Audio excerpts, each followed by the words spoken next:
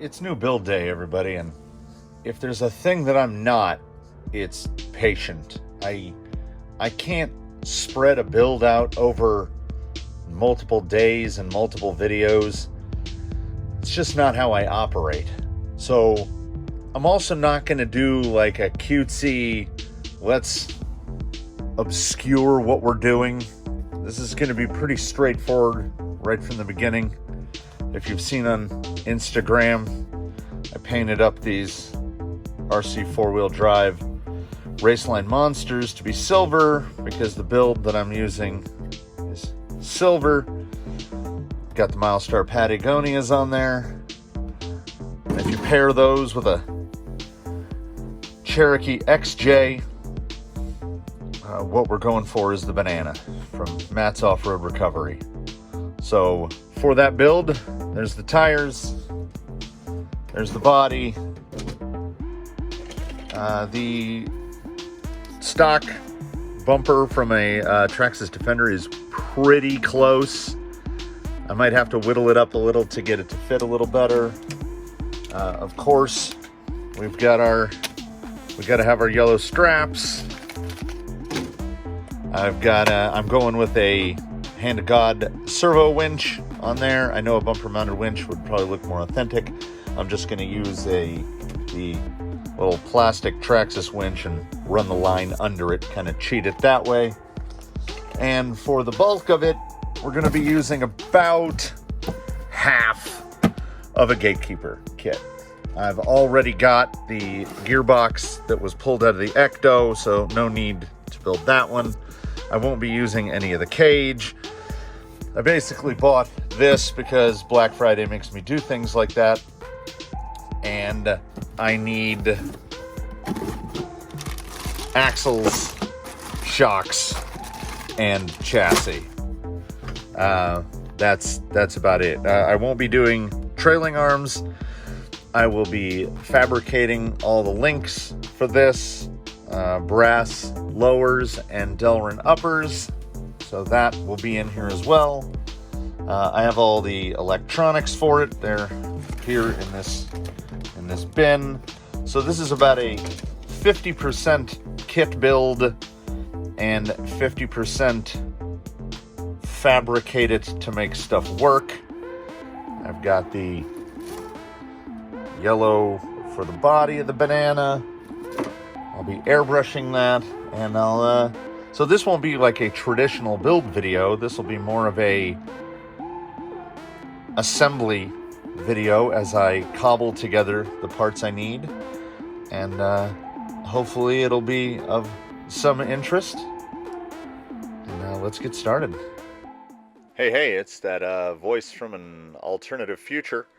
I'm just here to fill the empty spaces and maybe offer up some interesting, hopefully, insight during the fabrication portions.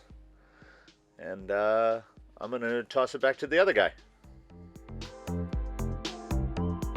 So I am fully aware that this vehicle is designed to have a cage on it, which I'll be using no part of. And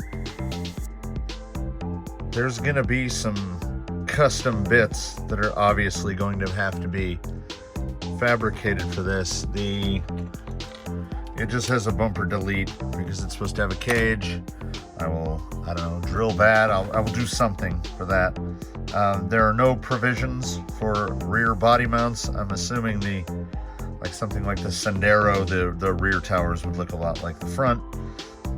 But I mean, this was under 200 bucks, and I needed axles and a chassis, and it already has the mount for a servo winch. So I don't know how the rear mounts differ on a 4-link versus trailing arm, so that all may have to come off. And it's definitely going to be interesting. I'm almost to the point where I'm going to start fabricating some links. It's a pretty straightforward operation putting a chassis like this together. The instructions are not the most clear. Luckily, I have an Ecto here for reference, so I had something to bounce back and forth between.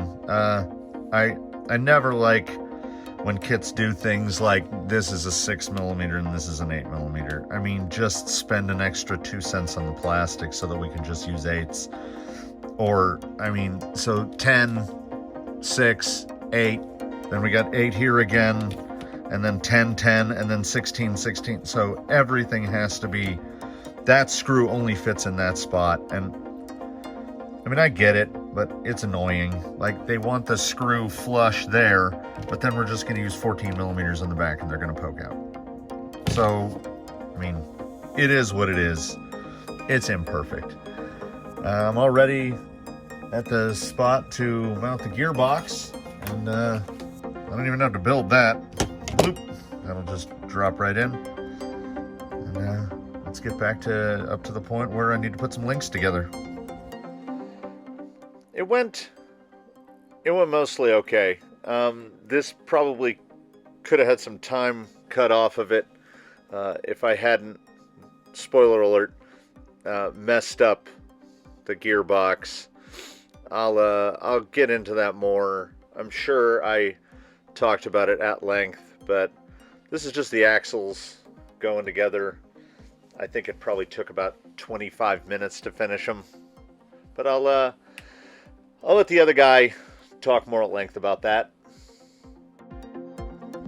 As much of a portal guy as I am, sometimes a set of straight axles is just nice. They go together really fast. They go together really easy.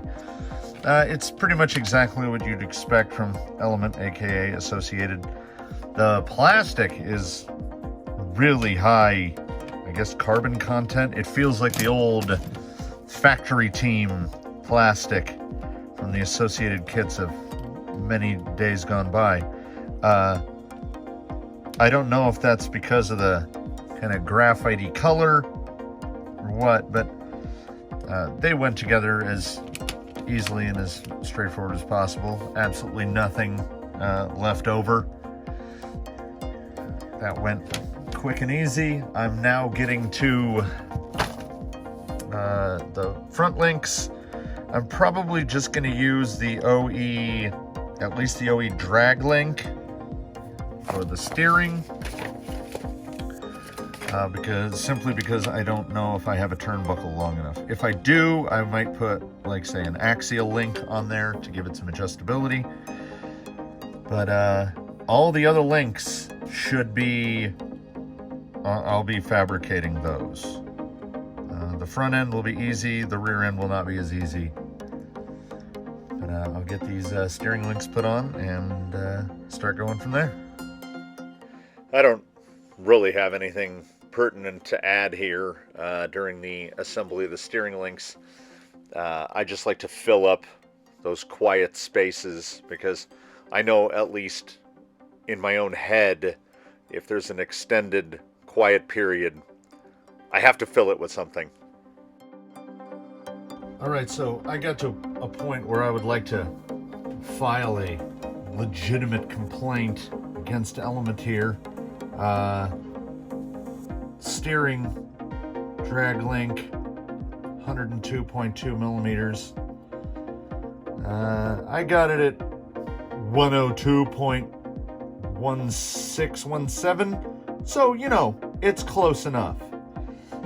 But we hold this link up to here, and yeah, I mean, would it have been so hard to make that to scale? I think it might be the first manual I've ever seen where they're not to scale. I thought I was building that one because look how close those are. But actually that guy is 96mm and the 102 is 88. So, I mean, yeah, this is one of those things. Also, no screw diagrams at all. Like, you better have your caliper ready because you're gonna have to measure every single thing when you make it. So I wouldn't even classify that as a minor complaint. That's just annoying. And the way the hexes go on, Instead of using a through pin, they use just a pin and then a set screw to hold this in place. And the set screw is about 2 millimeters off from where the hole is. So maybe there's an aftermarket option, but so far as I could tell, you can't run a through pin. It has to be the metal pin with the set screw, which is like, that's holding on to like some old school stuff. I'm a big fan of the screw pin going all the way through. Anyway, on to the rest of the links, which now I have to take extra care with, I suppose. This time lapse is only 3.5 seconds long. For upper links, I'm using 5/16 inch Delrin rod. Cut them down here on the bandsaw. Bring them over here to the lathe, where I will drill and tap them. And then I'll take them over and install the ends on them. For lower links, again, 5/16 inch machinist's brass, one of my favorite materials to work with. I'll put little tapers on the ends to get them to match the ends. Got some aluminum in case, you know, things go awry. But making Delrin links is simple and quick. So I will get started on those. Got a bit more time to throw some spiel down, as I had to remove the audio from all this because I couldn't be bothered to turn the radio off, and I would get copyright strikes for sure. Delrin, historically one of my favorite materials to work with, the good old self-lubricating plastic. It finishes well, it cuts well, it taps well, it's shock resistant, it's food safe, it does everything great. I love Delrin sheets, I love Delrin rods. I've been making Delrin shift knobs and bushings and stuff like that for pushing close on 20 years now, so making Delrin links is absolutely no problem at all. This is just basic stuff. I tend to stick to the wood lathe rather than the machine lathe for this, simply because it's no effort. Like, it's single pass tapping with the tap and a drill, and bish bosh, they're done. The way I work is a bit of a mess. This is just how it is. So the front upper link is 70 millimeter exposed. Yeah, that'll do. 1/3 of a millimeter is fine by me. Some steel set screws back till there. Actually, I should probably do these the other way. Yeah. Okay. Let's try it this way. Front upper is 122, and it's got 2 bendies. I don't like how every single rod end is curved. It's annoying. But where's my titanium? Probably do about there. This will make these far easier to assemble.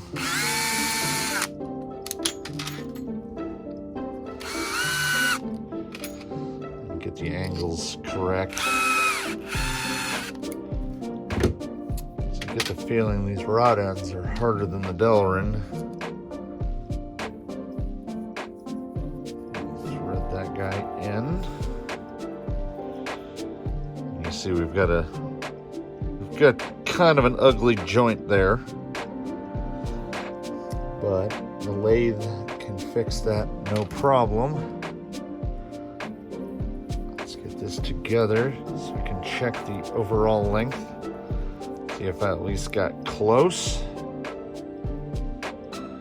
That's how the length should look, and it's supposed to be 122 millimeters. 123. So I'll just shave a bit of one end down before I thread it back in. Get this back on the lathe, one end at a time. Yeah, it's a lot easier. And get this tapered down a little. I drill them all the way through because a tube is stronger than a rod. But when these are done, I'll toss one on the scale to give you an idea of how light a Delrin, even with the big steel, 20mm steel, 4 mils, how light a Delrin link is. For tapering these, I wanted to give it a shot with a little skew chisel, knowing full well it would rattle, and it did really badly. So I just go, straight to a double cut file. It's spinning fast enough. I'm not taking off a huge amount. I think it's about 1 millimeter of material that I'm removing off just to get them tapered down. So it's purely cosmetic. I think this link might actually still need a little bit more work. It's really close to the drive shaft at full compression, so I might just relieve it a little, but it's so quick to do. Even at normal speed, this was about 4 minutes from start to finish to make the whole link. All right, there's one Delrin upper link completed. Let's see. I keep saying let's see how I did on 122 1/4. So I'm off by 1/4 of a millimeter. That is 1/100th of an inch. This was supposed to be built off of a 93mm link. Yes, a 93mm link. Okay, there's what would be the stock upper link. Just scrape this out of the way here. Get this over in grams. A stock upper link. 12 grams for the steel. Not remarkably heavy. Completed upper link, 8 grams. Oh. Well, 7. 8. 8 with the balls. So, all told, probably half the weight of a steel upper. I don't know. I like the look of them. Kind of beefy, but so long as there's not any frame interference issues, I really like a Delrin link. It's a good looking link. And on to the next one. Another quick rant while I'm trying to get this front upper link installed. The hardware bag that you cut open to install the links is as infuriating, if not more, than the fact that the link diagrams in the manual are not to scale. I mean, none of them yet. Does that look like 154 millimeters would be like somewhere over here? In this bag, there are 14, 16, 18, 20, and 22 millimeter screws.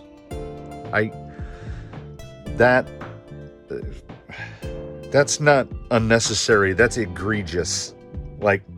And with no scale diagrams in manual over here, you have to caliper every single fastener in order to get a screw onto the truck. And boy, does that slow things down when you have to measure every individual item. This kit could not be built without a caliper. You have to measure everything. But Zen, as long as we're within 0.5 millimeter on stuff, we're good. But with the screws, if you use an 18 where there's supposed to be a 20, and if I accidentally put an 18 in there, the screw will go on, but then somewhere there's a screw that's going to bottom out, or something's going to be too long or not long enough. It's just, it makes me irrationally angry. And anyhow, I'm going to go back to getting these links on. Take this short time-lapse interval just to remind people how much I dislike reading manuals. So when I have to go back to them a lot, it makes me furious. Okay, by this point into the links, frankly, the Gatekeeper builder's kit is a mess. It is a mess. So this is the 93 millimeter link that I substituted with Delrin. So we put that guy aside. These are the two 73 millimeter upper links for the rear. I won't be using these. I will be using them as the template to make Delrin uppers. So we put those off to the side. So what we have remaining are these two high clearance links or angled links. I don't even know, because the manual, build and install two front lower links. There they are, link 100 millimeter. It makes no reference to a curved link whatsoever. I only know that these are the right ones because they're the only ones left. What do I have in the rear lower is 143, and they're not long enough. So luckily I'm making these myself, so I know I need a 100 millimeter long link minus the lengths of the threading. But man, it's like at every turn something has been changed or updated, and they just never bothered redoing the manual. And the link lengths not being to scale, honestly, that's almost a deal breaker for me. It's infinitely frustrating trying to get this. Like, everything was going along super smoothly. The axles went together in a matter of moments, and I've been working on links now for, I don't even know, it has to be over an hour. So I will set to fabricating two brass lowers. I'll try to get some coverage of that, and we'll move on from there. That brings us to what is easily my favorite metal to work with, machinist's brass.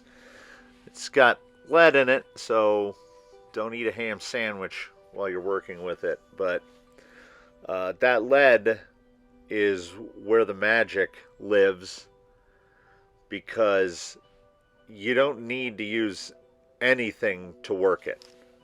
It's never going to dull down the saws or the files, or even just straight high-speed steel cutters. You can cut on machinist brass forever.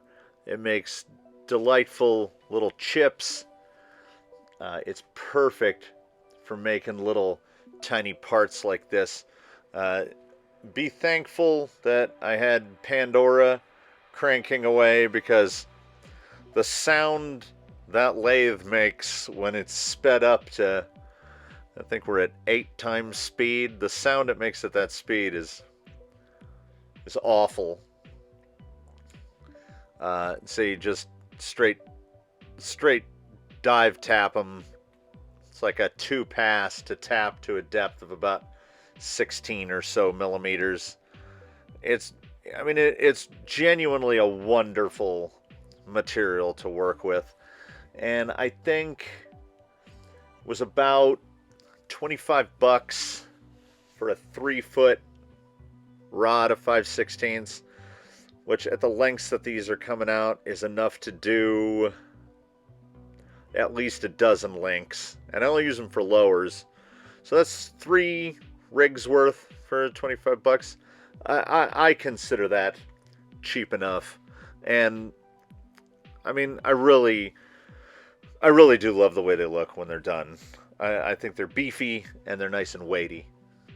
It occurred to me I should really sacrifice one of the rod ends as the machining piece, so that I'm not messing up every rod end. I know I have extras, so one will be sacrificed to the gods of filing and sanding. So let's get this link together. I will thread lock these at some point. Yeah, I think that's okay. Might be able to get it a little better on the taper. I do believe these are opposites. Let's see how close I manage to get. 129.5 is the front lowers. I am at, oh, a little short, 128.8. I'll just pull the pinion up. So really what's important here is get both links the same length. Less than 3/4 of a millimeter, I could probably get it just by dialing one end out half a turn. But we'll go with 128.84 from here. No point documenting making the second one because the second verse exactly the same as the first. We'll get on that, and then I will get to getting these links installed. This superfluous time-lapse portion is 4.6 seconds long. All right, through the magic of editing, front lower is complete. I feel like I'm within tolerance. I'm good. Let's make sure this is zeroed. We've got 129.2 and 128.85. So 0.3 millimeters difference between the two. I'll chalk that up to tolerance. I don't think I can improve on 1/3 of a millimeter. So they're going to go on. Before I got into the process, I thought the front links were going to be more of a problem, but they were not. The links look pretty good in terms of straightness. Getting a little camera parallax here, but it looks pretty lined up in the center. I don't think 1/3 of a millimeter is going to make a difference. I just love a brass lower link. And I really don't like these. I will dig through my bin. Most of what I've got left in Lunsford turnbuckles are way too big. I mean they're really big. So I'll see what I can find to replace Panhard, and because I don't want to use Delrin for those. Delrin does have some flex to it, even when drilled all the way through. But the rear uppers in this are so short. I mean, that's all the Delrin that's exposed, so those will be fine. I'll reduce them down a little bit. I've got the measurements from the Sendero. The rear lowers are 143 millimeters, so I'll be making those next, and the 137 millimeter uppers compared to, well, I haven't even gotten to it. Yeah, the rear uppers on the Gatekeeper are 102. So I'm gonna have to get the rear axle kind of set in place and mock up my 12.3 inch wheelbase to see what these lengths are gonna be. And yeah, I now see that the trailing element holders will have to, they're not gonna fit because the lower links will be in the way. So it's going together better now that I'm off manual and I'm building my own parts. It's actually going a little better for me. So former links to make for the rear, see what I got on hand to replace these. If anything, I have some aluminum links pulled off of the MST. I just want to get as much of this chrome off of here as possible. This link, I do have some offset ends. Maybe I can get enough steering clearance with a straight link by using offset ends. Worst case scenario, I can fiddle with the plates. I don't know how much clearance I have between the upper link and the steering drag link. but something will be done because I want to use basically no Element stock links on here. So that's where it stands for now, and on to the next set of links. Got the brass rear lowers finished. They turned out to be 137 millimeters end to end to get me to a 12.3 inch wheelbase. So there's definitely some differences in something, because the rear lowers for a Enduro or Sendero are 143. So this is 6 millimeters shorter than that. I mean, which is fine. I'm making them. They came out pretty good. I just need to get the Delrin uppers in place. Then I can get the shocks put together. I'm to the point now where I'm having to source some hardware because there's bits and pieces that they didn't intend me to put together this way. Like, I needed the big long set screws for there. Happen to have those. Luckily, it doesn't matter what kit it is, you're still going to get a bunch of ends. I only need 4 more, and I think I have like 8 or 9 or 10 left. So it's all going pretty good. I think I might run out of ball ends. I might have to switch what's in the shocks so that I have enough to complete all the links.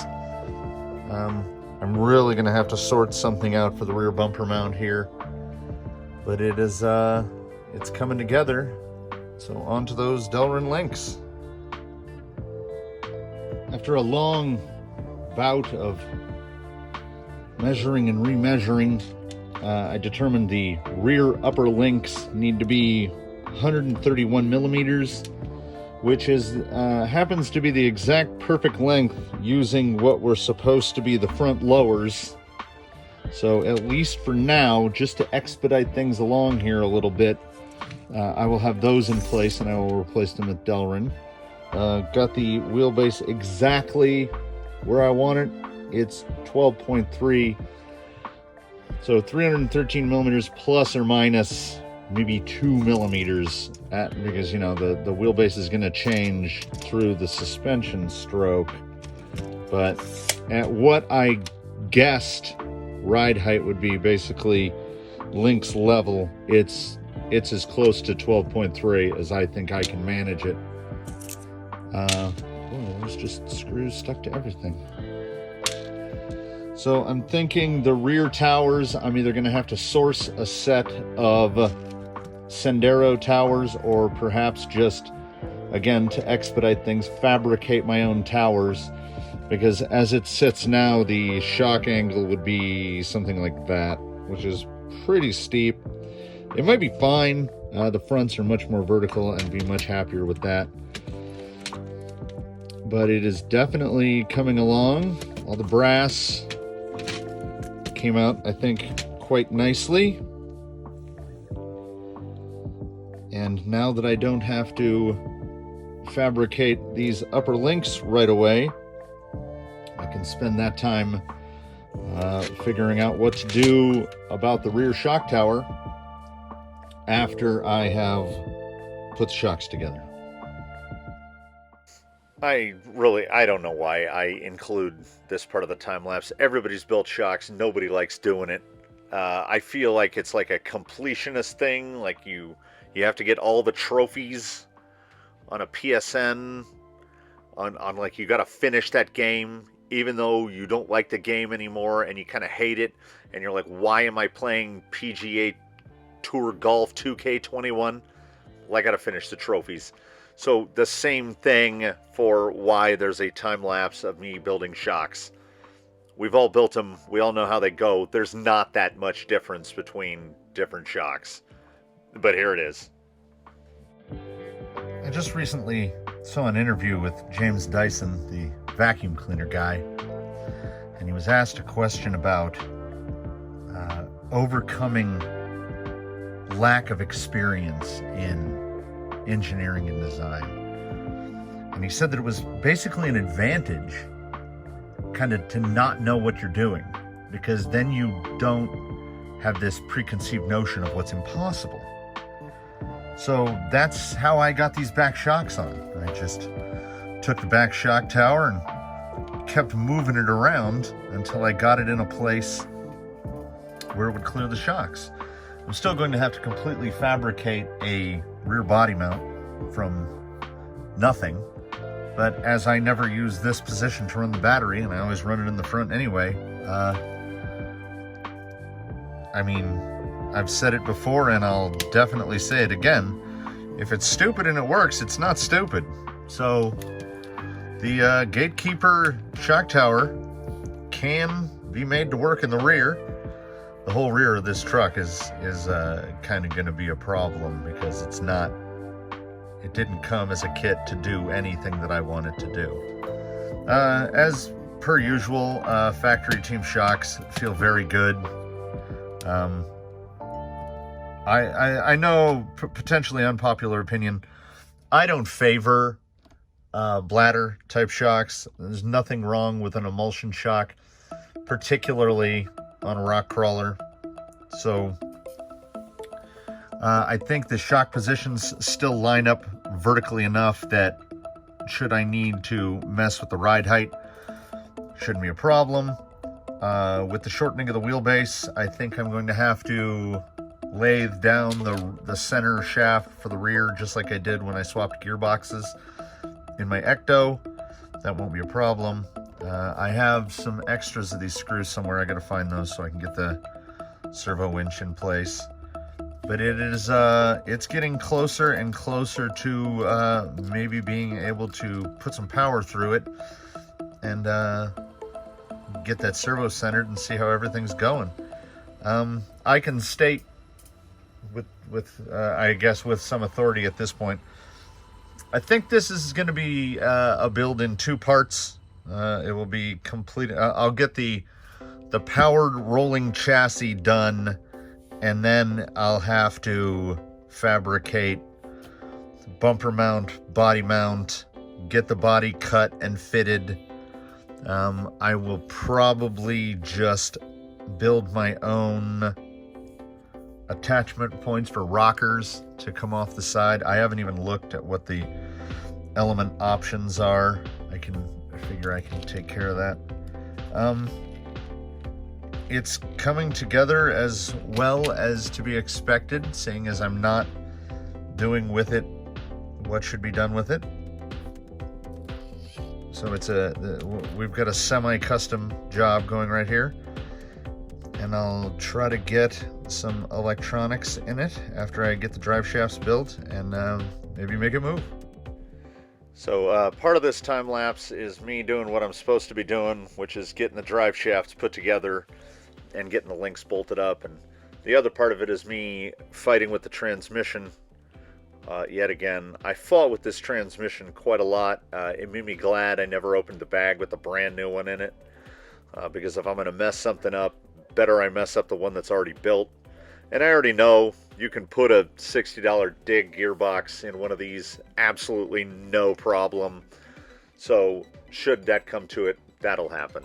Here's actually using the machine lathe to shorten the rear drive shaft down to the same length as the front, get everything bolted together, and I'm gonna make this thing move. All right, so final beef session of this part of the build.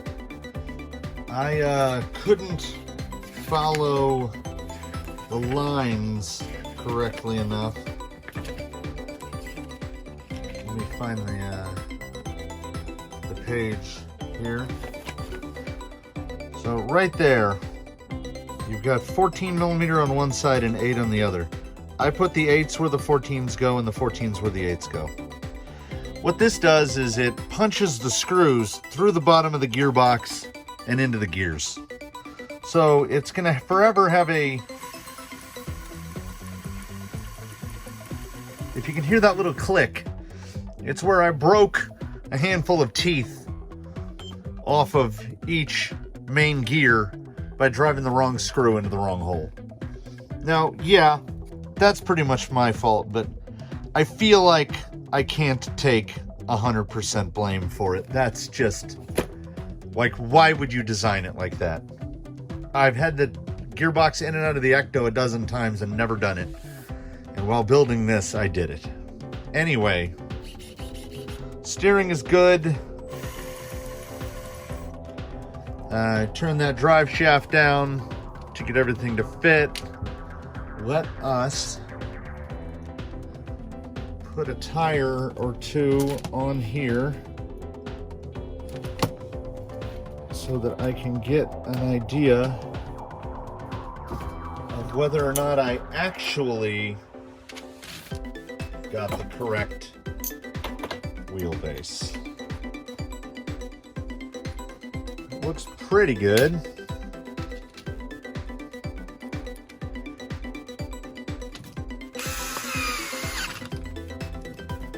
I just hope these wheels don't interfere. They have the, I mean, they're easy to mount, but that is a small hole. So I should have no problems with the rears. I will forever worry about the fronts. And I feel like just looking at them now, it's pretty narrow. We'd have to get some wider hubs, but let's not get ahead of ourselves. Let's get it bolted up and we can fret about it later. I just want to see it move because, as I mentioned, I'm not patient. I just want to see it go. And I know that mounting the body is going to be a thing as I have to fabricate.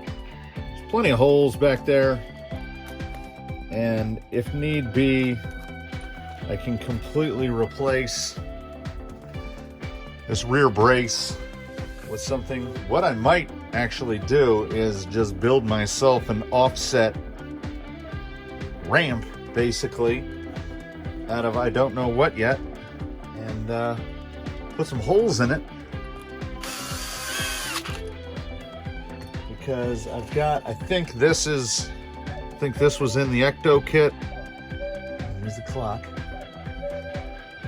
And I think that right in there, just this. If I get this guy right up about here, that should be pretty close. I think these are front mounts. Yes, they are. So I think I have some height extenders as well. I mean, I can get that thing way up there. I'm gonna get it to work. Hell or high water. But she moves. Zoom back a little here.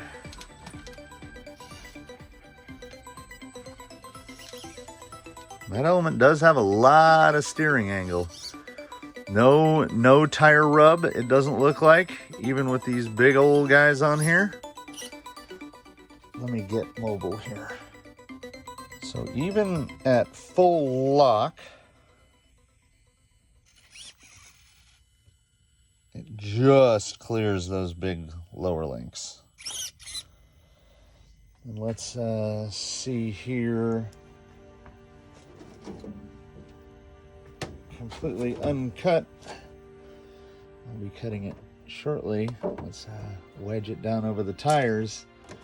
And yeah, it looks like I got that pretty much spot on. I have no complaints about that. Even with the mounting, I don't know. It looks like there's not going to be a whole lot more weight going on this thing. I think the spring rates on here might be tuned for the weight of that cage, which I think the Gatekeeper cage comes in around a pound-ish. I might have something softer already on hand. The front feels good. I mean, I don't know. The rear feels good. I probably shouldn't be considering replacing anything until I actually get the body mounted, the bumpers on, the winch in, all of that stuff. And that will be phase 2. I think for a first video of this is pretty good. That's a Team Brood 16 turn 5-pole. It is pretty darn smooth. It spent some time in Colonel Mustard before he got his hobby wing. The entire idea behind this build was to just use stuff I had lying around, and then that just, of course, spiraled out of control. So I think this is where it'll sit for this video. Edit, touch up. I'll try to get this one wrapped up and try to remember to record the important parts and get started on building the body mounts for the back, modifying the bumpers to fit as the holes in here are round and the studs on the Traxxas bumper are square. Shouldn't be too much of an issue, but as I mentioned earlier, this is as close as I've seen to a bumper on the Banana. It even has that little short hoop that goes over the winch. I'll change out the shackles. I'll probably just drill these out and put round posts from another bumper in there. I don't mind it being a plastic bumper. It's nice and light. For the rear, I really don't know, because the included mount is basically a bumper delete. I'll dig through my parts bins and see if I have anything that's close. If not, I'll grab a piece of aluminum, make a big chunk that goes in here, drill some holes in it, get a bumper mounted into it. I don't know how much bumper drop is going to be necessary. I won't know until I have the body cut and ready to fit. So this is the fun of custom stuff. You don't know what you need until you need it. But I think it's going to come out great. I think the wheels and tires look perfect. Sits a little high with those big tall tires, but this is definitely a great start. And I hope you enjoyed this one. And we'll be back with part 2 where we wrap it up. Oh, yeah, I guess I should throw this in there. You know the usual: like, subscribe, Crawler Canyon on Instagram, and I genuinely hope you tune in for part 2. Later.